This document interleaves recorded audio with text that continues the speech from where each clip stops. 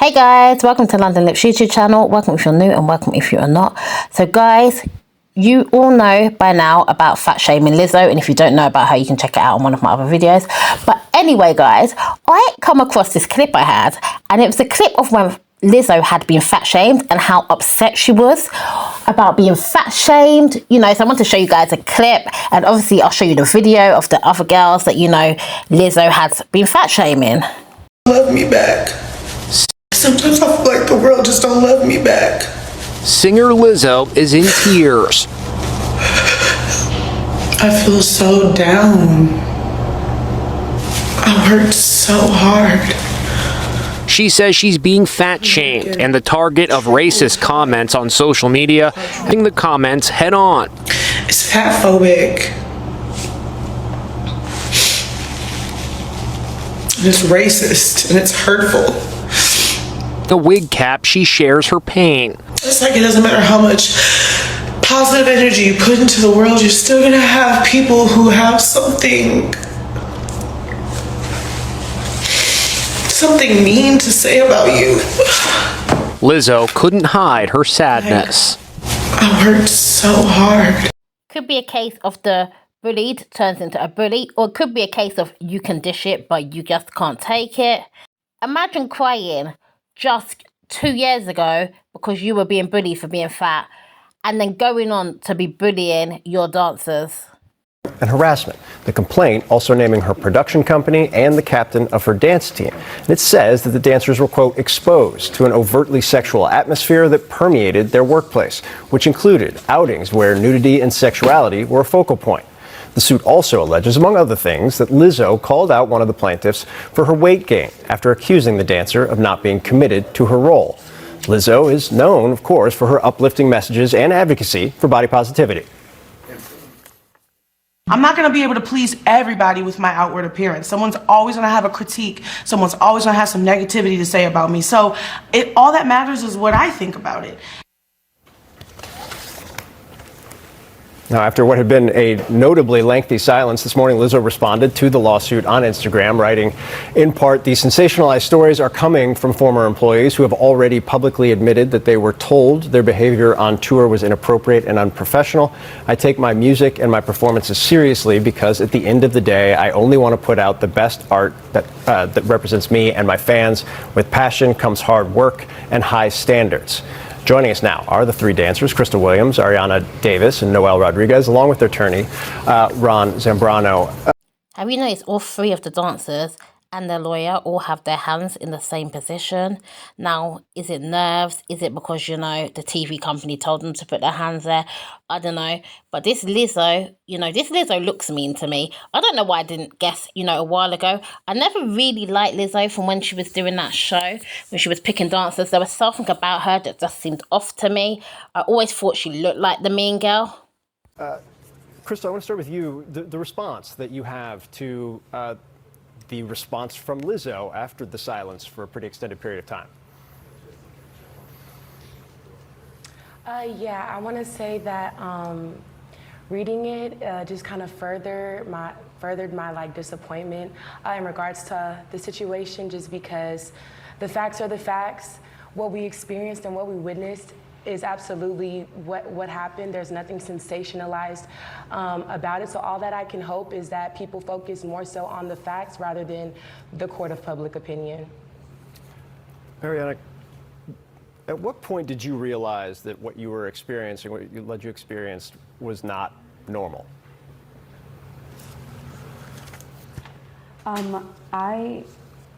It's hard to answer that question because as this was my first professional job, I was told by the dance captain and, it's this thing in the dance industry that you have to, shut up and, take whatever you get and just be grateful for whatever crumbs you get as a dancer. So a lot of things that were going on, it took me a really long time to figure out that it was wrong. It took me actually until leaving the camp that I figured out that everything that went on was bad, because I just chalked it up to, oh, Lizzo might be a diva, or, this is just the industry. This is what we go through. I mean, I think that I had inklings, like I would be on the phone with my mom all day and be like just complaining about the disrespect and the treatment and the humiliation. I mean, me personally, looking at the response from Lizzo was so disheartening because she was there. She was there. And to fix your hand to write on a piece of paper that you that you discredit everything we're saying is incredibly frustrating. She was never going to admit to it. It would be ridiculous for her to admit to it. She doesn't want to pay. She doesn't want to ruin her reputation. She doesn't want to admit it. Why would she admit it? So her reputation is ruined. It's already trashed because the majority of people believe what these dancers are saying about her. So there was no way she was going to confess, and she would literally be stupid to admit it at this point. Her reputation is, ruined. People, are shocked, especially the people who loved her and loved her for the fact that she loved her body. They now know she's lying. They know now she's the type of woman that will fat shame somebody. A lot of her fans are fat. So her fat fans definitely are not going to like her. What about, all her gay fans? Gay guys love Lizzo. Do you think your gay guys love Lizzo now she's fat shaming? No, because what, a lot of people who are, in the gay community don't like is discrimination because they feel discriminated against. Now, to find out she's discriminating against fat people, it's just not a good look. She could never admit it. Once she admits it, that's it. She's cancelled permanently. The facts are the facts, like Crystal said. Was I pressured to touch a nude performer? Yes. Was I brought into a private meeting where I was kind of interrogated about my personal matters and ended up having to share very personal things about myself regarding my weight? Yes. The list goes on. Were we pressured to do an excruciatingly long rehearsal that turned into a re-audition for the job that we already booked? Because apparently we weren't doing good enough. Yes, that is true. During that excruciatingly long re-audition process, was I under the impression that if I left the stage, I would be fired? Yes. Did I unfortunately go to the bathroom on myself on stage because I was so terrified? Yes. Now, I don't know if she had a toilet accident because she was too scared to say, can I excuse myself and go to the bathroom? Or she was just, in fear. It's a natural reaction that you can just urinate when you're in so much fear. So it must just be the fear, or it may have been that, she didn't want to ask to go toilet because Lizzo was, so mean, so aggressive. And remember that girl that said Lizzo was putting up her fists and threatening to punch her? Maybe, she knew she was going to be getting some threats or some of that action coming from Lizzo. In a court of law, I don't know, I'm not a lawyer, I don't know anything, but I know that if you ask someone to tell the truth, these things will come out of her mouth. If you have to say yes or no to these questions, she has to say yes because they are true. There was multiple witnesses, and I don't appreciate the discredit of our feelings and our experiences and our traumas. Understood. Joelle, you allege that Lizzo intended to hit you at one point after you... Sorry, Noelle, intended to hit you at one point after you resigned. Do you really think that she was going to resort or could resort to physical violence? Yeah, I do. And I mean, the facts of that were that she actually balled up her fist like this to me. She started cracking her knuckles, and she was like, "You're so effing lucky that basically I'm not gonna hit you."